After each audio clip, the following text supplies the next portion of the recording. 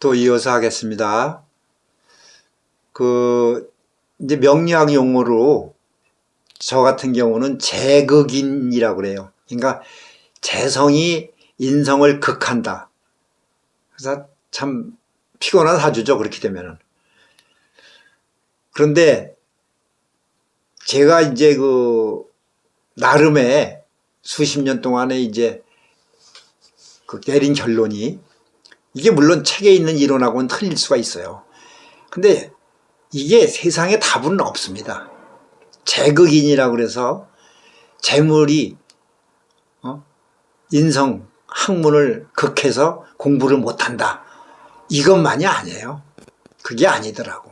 나는 그런 식으로만 알고 이제 책에 쓴 대로를 생각하다 보니까 그렇게 됐는데, 더 생각해보고 더 연구해보면 아닌 거야. 이게 참 사람 환장할 일이죠. 이게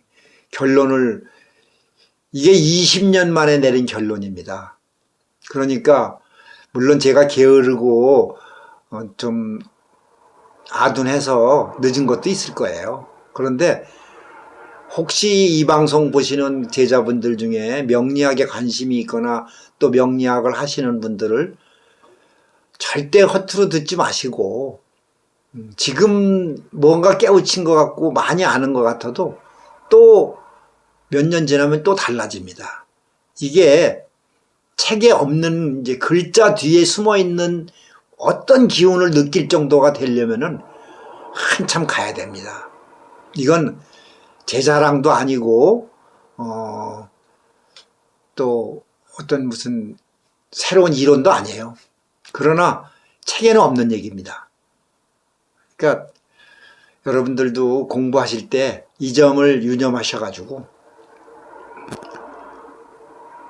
끝이 없는 학문이라는 것만 아시면 돼요.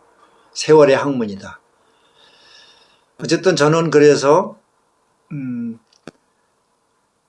처음에 얘기했죠. 재극인, 재물이 인성을 극하니 공부를 옳게 못하겠구나. 그런데 세월이 좀 지나고 나니까 인성을 이용해서 공부를 해서 학문을 이용한, 그렇게 해서 돈을 벌어야 되는구나. 그러니까 바탕은 재성이야. 재물이 깔려 있어, 나는. 근데 이 재물을 어떻게 돈을 벌어? 우리 아버지가 수십억 수백억을 물려주신 것도 아니고, 나 정말 고생 많이 했거든요. 근데 돈은 내가 벌어야 돼. 자수성가해야 되는 팔자거든. 그런데 그럼 어떻게 해서 돈을 벌어? 공부를 해서 돈을 벌어야 되는구나. 결론은 그거였거든요. 근데 내가 얘기해왔죠, 아까. 책을 써? 강연을 해? 철학관을 해? 누굴 가르쳐? 다 해봤어요. 그런데 솔직히 큰 돈은 안 돼요. 내가 아주 유명한 사람 같으면 또 모르지. 근데 그것도 아니야. 그리고 별로 안 땡겨. 그리고 또 몇 년이 흐르니까 어느 스님이 얘기해 줘가지고 목탁을 치고 경을 독송해라. 중생들을 위해서. 이것도 그럴싸했는데 또 아니야. 뭔가 체질이 안 맞아. 그러면 이거 늙은 이 나이에 실버 세대들을 위해서 무슨 위문 공연 다니고 노래를 해러 다니라는 얘기야? 그 돈벌이가 되겠어? 그것도 아니거든. 그러니 참 정말 몇 년 전에 이제 저는 어찌 보면 별거 아닌 것 같지만 저한테는 획기적인 이런 학문을 이용하고 내 목소리를 이용하는 거는 꼭 그것만이 아니고 또 있구나. 그래서 방송일이라는 것을 알게 됐어요. 이게 어떻게 보면 아전인수격으로 그냥 제가 해석을 했는지는 모르겠는데, 저는 나름의 이제 확신이 있습니다. 저는 이제 나이도 있고 그래서 이걸 이제 수정하기는 좀 힘들고 이대로 나갈 거예요. 그래서 저는 지금 팔자에 한번 나온 대로 해보자 그래서 틈나는 대로 지금도 책은 쓰고 있습니다. 저술 그리고 이런 유튜브 방송도 이왕 하는 거 정말 꾸준하게 한번 해보자. 저 이제 유튜브 본격적으로 한 게 2년인가 됐죠. 전에는 준비만 하고 그래서 이제 이러다 보면은 또 이제 그 다음은 자연스럽게 길이 열릴 거라고 저는 생각을 해요. 내가 여러분들한테 지금 이제 그 강조하고 싶은 얘기는 요 전 시간에도 얘기했죠. 이 명리학은 끝이 없는 세월의 학문이라고 그랬어요. 그런데 더 깊이 알으려면은 기도도 하셔야 돼. 명리학 책을 외워서 되는 학문이 아니거든요.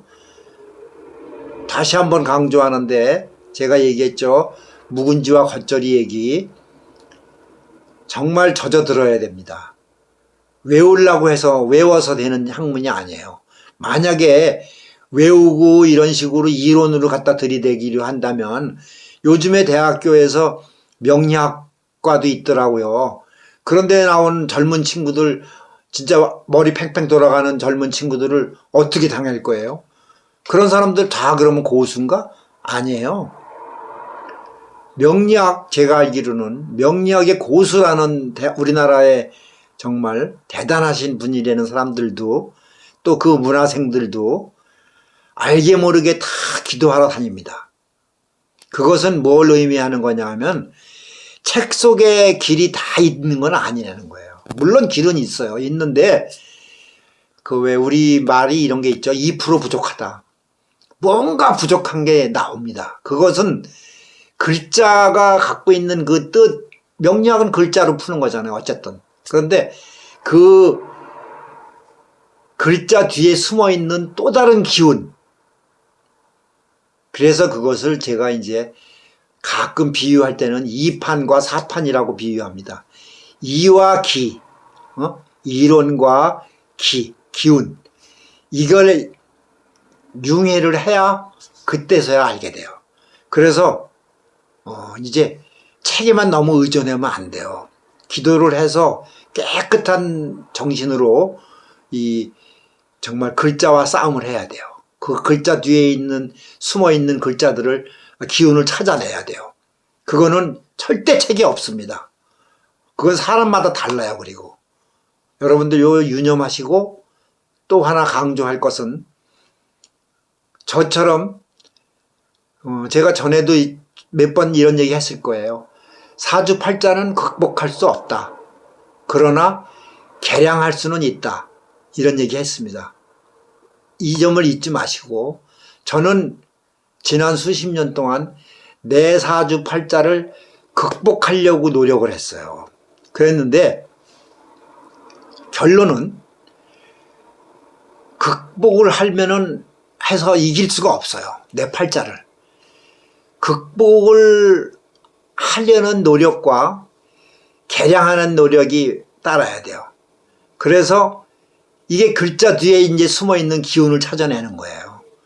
그래서 나는 정말 긴 세월 동안 고생하면서 여기까지 온 건데 이제 길을 좀 보게 됐다는 거예요.